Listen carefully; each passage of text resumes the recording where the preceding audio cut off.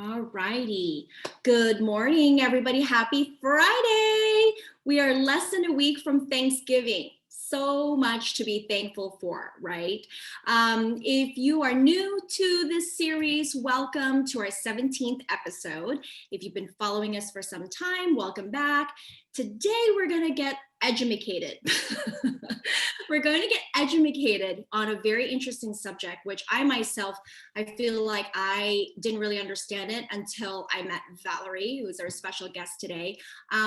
But Valerie LeMaistre is going to share, did I do that right? You did. It sounded beautiful. I love it. I'm going to be sharing a very personal story on overcoming dyslexia as an adult.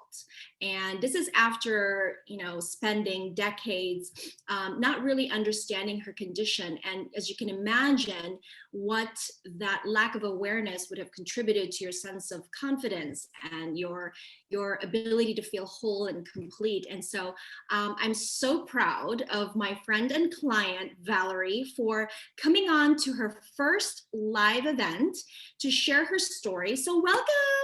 Thank you. And, I'm so excited to be a part of the gratitude series. I'm honored and, no better person to have my first live with than Jen Stone. So oh my goodness. So much good juju's here.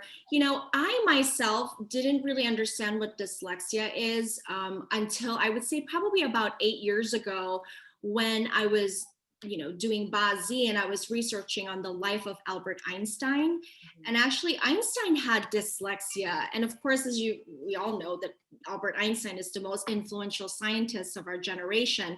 And I went ahead and did some more research, and there's actually a lot of people that have this particular, you would call it a learning disability. So may I ask you, before we get into your personal story, just to give a little bit of understanding to our viewers in terms of what is dyslexia? And from what I could gather, it's a little bit difficult to diagnose. Is that right? And it happens more on children, obviously. The signs, actually they say 1 in 5 of the world's population is dyslexic. That equals to 15 to 20% of the population. And, there's a lot of myths out there, that the telltale sign is flipping letters and all that. And that has to do with more like the ability not to be able to spell and just not understanding or building strong language skills. Dyslexia is not related to intelligence. Mm-hmm. In fact, most dyslexics have an average or above average IQ.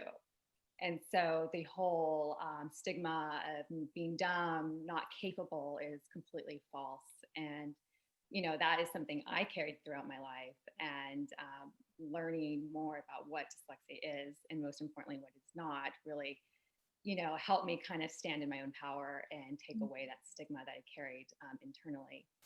Dyslexia is a language-based learning disability. So it doesn't, that's what it affects, and that's where you see the impact. And so a lot of it is just not able to connect letters to their sounds, and so that affects spelling, reading, and there are very early signs. You can see signs as early as when your child starts speaking. And with my youngest, he checked the box for every early symptom. And so, it's just, there's just a lot of lack of awareness of exactly what dyslexia is. And like you mentioned earlier, it is hard to diagnose because, I've heard a saying, if you met one dyslexic, you've met one dyslexic. And so not everybody carries the same signs or severity. So for instance, with both my boys, they're both dyslexic. Marshall's 9 and Harrison's 7. Harrison, my youngest, is more severe, and we actually diagnosed him earlier than our oldest because his signs were louder. They were more apparent, and they actually resembled a lot of the struggles I experienced as a child. So I was able to identify and relate to the pain that he was feeling with having these learning challenges at such a young age. but yeah. What was that like? I mean, when I was reading through some of the research, for example, Jay Leno is dyslexic, and of course he grew up in the 60s, and there was no name yet associated with this learning disability. And so that's why he's a funny guy, because he was not academically, stellar. And he claims that actually it wasn't until a creative writing teacher told him to put funny stories on paper, and he was able to kind of utilize the funny story part as a way of something to focus on, rather than just your traditional way of writing essays and spelling and reading.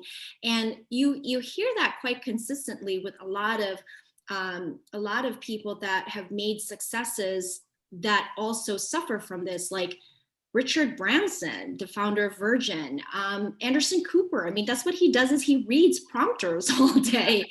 And so it's just amazing to see how this can be overcome when you have the right support.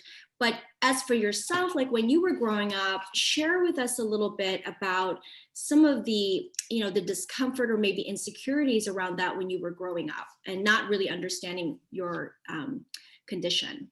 Yeah, well, I have memories as early as kindergarten struggling with this condition, with not being able to learn my letters, not, in first grade, I wanted to read, but just couldn't. Like, I wanted to be doing what my peers were doing. And in fact, in first grade, I had my first visit to the principal's office because I wasn't doing what I was supposed to do.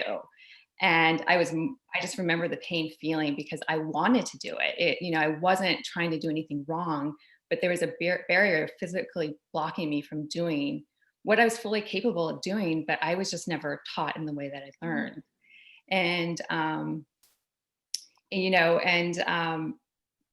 tapping into, my strengths, like just not having the awareness of what those were, I was never able to do that. And I think what happens is, we start building strategies. And if we're not taught certain learning strategies so that we can become stronger readers, dyslexia is a lifelong condition. You have it for your whole life. And what happened, if you do receive intervention at a young age, you can kind of start rewiring the brain so that your reading becomes automatic. But if you don't have that earlier intervention, it's always a manual process. So it's something you always have to work at. Like right now, I'm a college student. I went back to college in my 40s and I'm doing very well. But it took me understanding dyslexia and understanding my dyslexia and how it shows up in my life to build those strategies. And you talk about the famous people that we see that have dyslexia and become successful, and it's because they found those strategies. And you hear about the class clowns, and Yes. a lot of times there's always a reason behind that, right? It's a coping mechanism. And so, you hear about these children getting in trouble, and they're smart, they're capable, but they're just not doing what they're supposed to be doing. And there's always a reason behind that. And so I see that in my oldest son. He's the class clown, and he got diagnosed a little bit late. He was in second grade. And so he experienced a lot of that discomfort of not being able to do what he needed to do. And so he's the goofy kid. And, we try to embrace that, but then also it's learning how to kind of, not draw so much attention and be able to focus on the things that he can now that he has the strategies to do what he needs to do. And so, what was the question? You're great. Actually, that's so interesting that you mentioned that, because Jennifer Aniston has dyslexia, and she actually talks about it openly, how when she was in school, she made a conscious decision to be a class clown rather than a teacher's pet, because she was never great academically, but she was just really good with people. And so that's how she identified herself growing up. And you're removing the attention to what you can't do to what you can do. You can be the funny person. And a lot of dyslexics, they have they're very skilled in their verbal skills, but it's a matter of getting it down on paper. And so, you use that to your advantage. And if you learn to use that at your advantage at a young age, you become an effective communicator. And as a kid, it might come out in the wrong way, but there's skills that you build on and you learn. And I think that is very, very common. And So like me, like I had to work at a very young age, mm, and I went for jobs that were way out of my league. But as long as I could get an interview, you know, I, I was able to verbalize my skills and my work ethic and how no matter what, I always tried my hardest, mm, but when I got in there, my spelling, my reading, everything was kind of an issue, but mm, people saw the potential in me, and it was because how I showed up. And it wasn't, dyslexia is considered a hidden disability. And there's a reason for that, right? Because people that would meet me, they would never really understand the internal struggle I have on a daily basis with, mm. writing emails, text messages. Sometimes I send them, it's like, oh my God, they're gonna think I drunk a bottle of wine, but no, it's just, it's like I know the right, and I know how to write. I know, the sentences are in my head, but once I get them down on paper, they're missing Mm. words are misspelled. And if I took the time to just slow down and read it, I catch them. But those moments where you're just in a rush and or there's a lot going on or I'm tired, just it's like, hello, dyslexia, there you are, and so So how did you receive your diagnosis as an adult? Because you basically went through an entire education system yeah. of really not understanding this, and then you when did you get Well, diagnosed? I was actually identified in middle school and received special ed services. But I was basically handed this thick folder and said, here you go. If you go to college, take this with you. You'll get, help, you'll get accommodations. But I was never explained to like what that learning disability was. It never had a name. And so it was Mm. kind of like a stranger in my life that would show up and tell me, you can't do these things. And and I started kind of believing it because I had no other information or awareness to tell myself otherwise. And I was kind of starting to believe what I thought the world was telling me. Mm. And and that's just that's why I believe in the importance of awareness. And I talk to my children about dyslexia and what it is and when it's not. We sit at the dinner table and talk about our strengths, or Mm. I connect with my children with some of the struggles I had. And right now my kids are young, they think I'm pretty smart and pretty awesome, so they Are.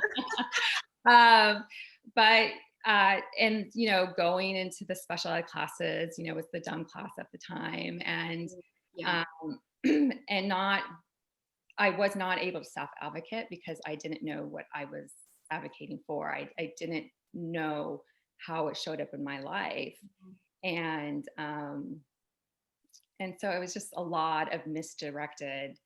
I Uh, mean, how does that really, I would love to understand sort of the impact, when that happens, when we're going in school. I mean, we're so tender at that age, and it's shaping and molding this future adult, right? And so when we don't get the proper support because there's a lack of awareness there, and then it starts to contribute to your feeling of lack of, I'm not as smart, or I am dumb, everybody else is reading really fast and I can't even put a sentence together. I mean, that has to somehow impact the psyche, the mental health of a child, and they bring that with them as an adult. For you, I guess, in your story, and that's fantastic that this is something that you can wholeheartedly connect with your children, and they can look at mama, as this example of, what, I'm going to be okay, and I'm not going to feel shameful that I have this, right? And but for yourself, when you were growing up, how did that really impact your heart in terms of how you showed up, and learning to navigate around that, and being able to separate, to say, actually, I am good enough, I am intelligent, I have everything I need. it's always just like I said, it's been a constant internal battle and something I even have to be mindful of today. But as a teenager, especially, and then as a young adult, there was just a lot of self doubt, and I held myself back a lot because Mm. I fed into not feeling good enough, not feeling smart enough. And a lot of times I, didn't really show up for myself. And I think how I showed up in the world was very confusing because I think people see on the outside like the strong woman who's like making things happen, but inside I was like the scared little girl that just never felt good enough. And I was pretty sure, in a group of people, everybody else was always smarter than me. And so it really made me second guess myself a lot. I didn't really trust myself, just, and there was just a lack of confidence. And it didn't just affect the way I showed up, it affected my relationships um, and just a lot, yeah, friendships, relationships. It really, because I just think it just was hard to believe that feeling the struggles that I felt, that I was actually really smart. And Yeah. so it was like, it was always this constant, like, I'm capable, but then my Yeah. actions and my experiences are telling me something otherwise. And How do you feel about all this now, like today, with this full awareness and advocating for your children? And we want to talk about red square pegs here, but how do you feel about all of that now, and sort of reflecting back on maybe Valerie, 10 years ago or even 5 years ago? well, gosh, even 2 years ago, I think just understanding what dyslexia is, and most importantly, what it's not, and just knowing how it shows up in my life has helped me able to navigate through the challenges. When they show up, they're not so loud. It's not, and they're not like a me thing, right? Like, it now has this label that is the reason behind these struggles. And through the understanding and having awareness of what dyslexia is, like, I've been able to build strategies and resources to help me navigate through those challenges. And when they pop up now, it depends on how I'm feeling, but now it's either I can laugh at it or I know how to fix it.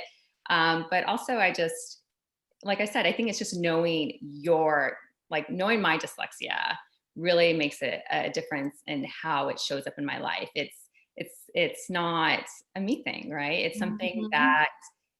that I'm able to manage, rather than it kind of controlling me and managing me.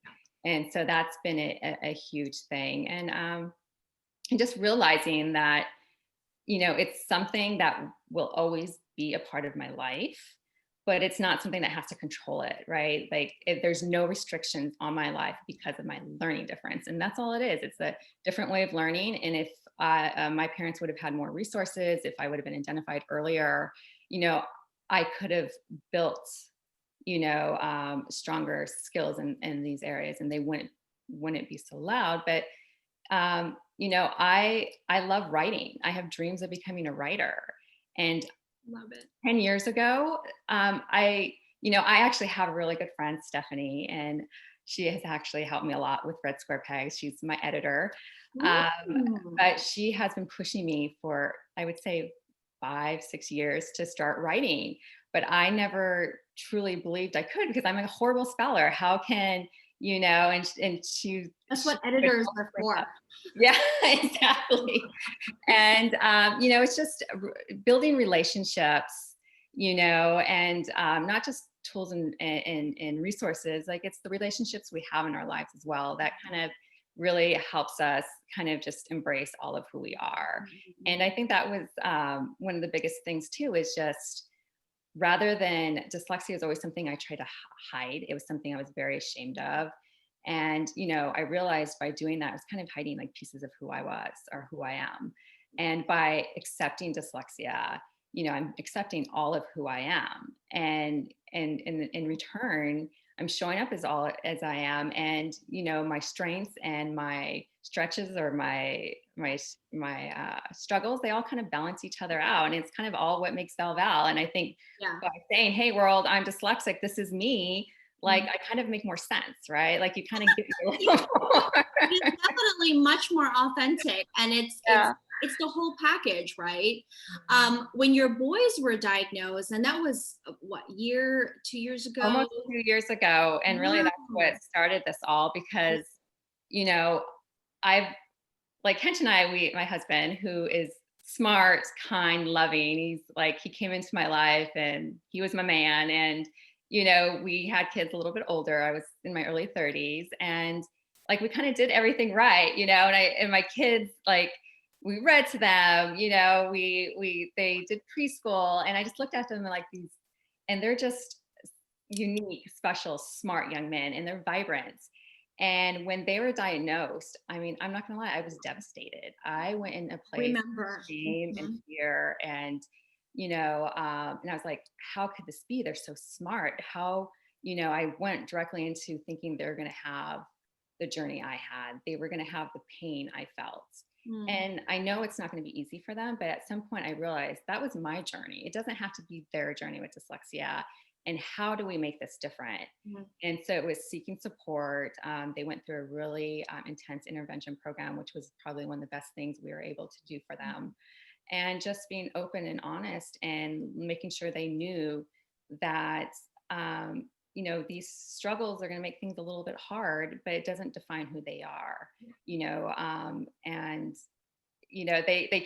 they can barely say dyslexia. One day they'll be able to spell it, but it's not something that's going Yeah. to stop Yeah, but them. you guys are so blessed that they have you two as parents, and you have the resources and now the access to be able to support them at such a young age. And so I think that is so powerful to be able to recognize that, hey, that was my story because that was a different circumstance, and my boys are going to have a different journey. And I just find that whole connection with and I've worked with you for a few years now, and it's been such a pleasure to witness, to be a witness of you in terms of just a lot of the things that you were doing for yourself in terms of your self growth and just blooming essentially, and to this point where you've found sort of a new sense of purpose and this energy around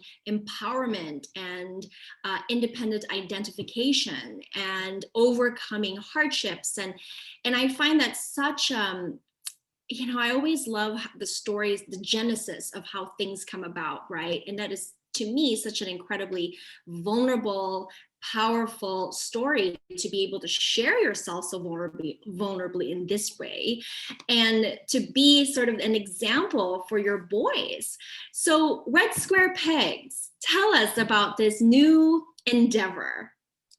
Well, I actually started working with parents, and it's Mm. more of so red square pegs. I'm embracing the empowerment of embracing dyslexia, and really, just lining people up with the right resources, sharing my journey, sharing my stories to connect with people.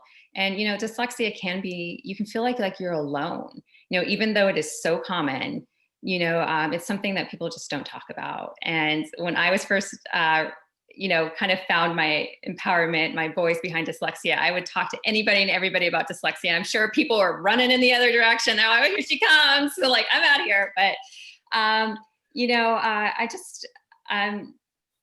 I just want Red Square Pegs to be an empowerment brand, a place where people can come for resources to connect. Like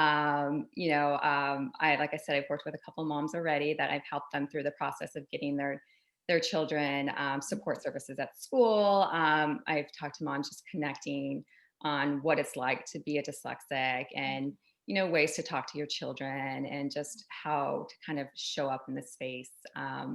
And as I grow my company, I expect to do that more and more. I have some ideas on some resources that I want to build myself, and I'm bringing people on board to kind of help me create that. And I'm working on my website right now, so hopefully the first quarter in 2021 I'll have that available. And yeah, that's where I'm at now. So I think the future of Red Square Pegs should offer workshops, Yes, yes, workshops, a lot of links to resources, yes. partnerships with educators, with mamas. You see, I'm like thinking of all the things for you. Yeah, yeah, it's on the list. Well, thank you so much, Valerie, for sharing your story. I was really looking forward to this chat because, just from a personal perspective, like I just know your heart, and I know where you're at with this, and also how you are as a mom, and you and Hench together, how you've really bonded together to support your boys. And, I wish you the best of luck. And I can't wait. I'm actually really excited to see what else you're rolling out. I'm so proud of you, and I'm so excited to see what you're going to do to share. I think this is such a positive message to share with people, and I think you're absolutely right. It's the demystifying around the stigma around this, and it's not something to be ashamed of. And there's so many topics in the world I feel like we don't talk about enough, and this is so important because this is often diagnosed in young children, and they are our future. And we all have our struggles, and they just show up in different ways. And it's just a matter of, how much we kind of dig into them so that we can navigate through them without like taking over our lives. So yeah. So you don't have your website yet. However, for those that might be interested or want to learn more or want to have a conversation around this, if you suspect your child or you have a child and you just want to bounce ideas with, or just to have a shoulder to lean on, an ear to vent to, you can follow Valerie on Instagram. It's at Red Square Pegs. Thank you so much, Valerie, for your time today. I know your kids are virtual learning, so you probably have to get that in the corner trying to have some time. Well, thank you so much. And I look forward to speaking with you soon, and send my love and regards to your whole family. I will. Thank you. Have a great Friday and Thanksgiving. It was a pleasure. Yes. Bye. Thank you. Bye.